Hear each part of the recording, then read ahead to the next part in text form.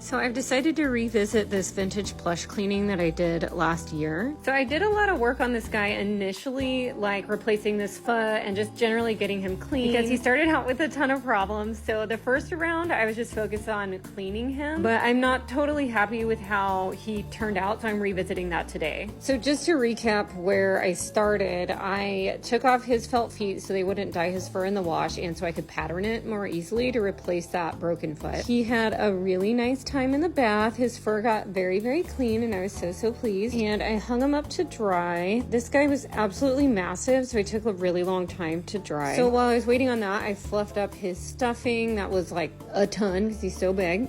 And made little buttons for him, replaced his monocle chain, and made his little foot. So this is where we landed at the end of that cleaning, and I was pretty happy because he got really clean and I was very focused on replacing this foot, and having that done made me feel really, really good. And yeah, I left his paint alone, and this is where he was at after that. So after having him on my shelf for a while, I've just decided that I'm not super pleased with the texture of the fur and that it's well within my skill set to make him the rest of his accessories. So I'm going to do that today. This big boy deserves to be fully restored. So let's do it. So as I mentioned, the thing that was bothering me the most was the fur texture. And here, just for a comparison, I've already done the left side of his body and the right side is as it was. And to me, it's a huge difference. And this happens for two reasons. One is that it's old and the fur just gets matted over time. And the second reason is when you wash it, you have to be very careful, one, how you handle the fur when it's wet, and two, how it's drying. So basically, if you imagine the fur on these like the hair on your head or like a t-shirt or something, if you go to bed with wet hair, you wake up with like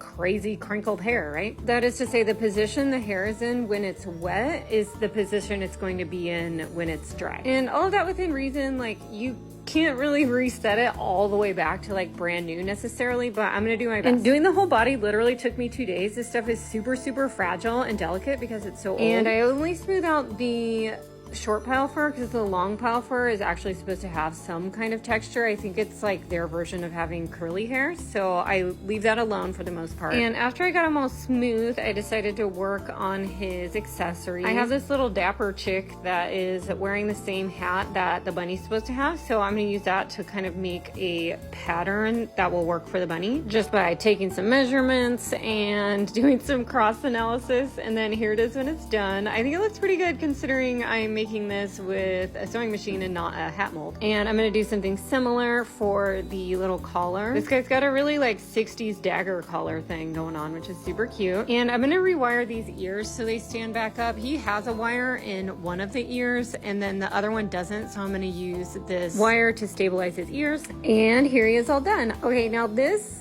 is what I would call a full restoration. I think what I did last time is more qualified as like a cleaning and not a proper restoration. This I'm gonna call a restoration. And I think that turned out the way it did because I was just like hyper focused on fixing the foot and getting him clean, and I just kind of disregarded doing the rest of it because he's so big and it was just such a big project. But I'm so glad I was able to reset him. I think he looks really freaking good. Like, I'm really happy with these accessories. I did touch up his paint a little bit, and I know he's a little slouchy, but that's because I didn't want to add any additional stuffing to him, so I just have his original in there. He's looking so freaking handsome, and look, he's just like on the catalog now. I've had him for so long. It makes me so happy to see him fully restored like this.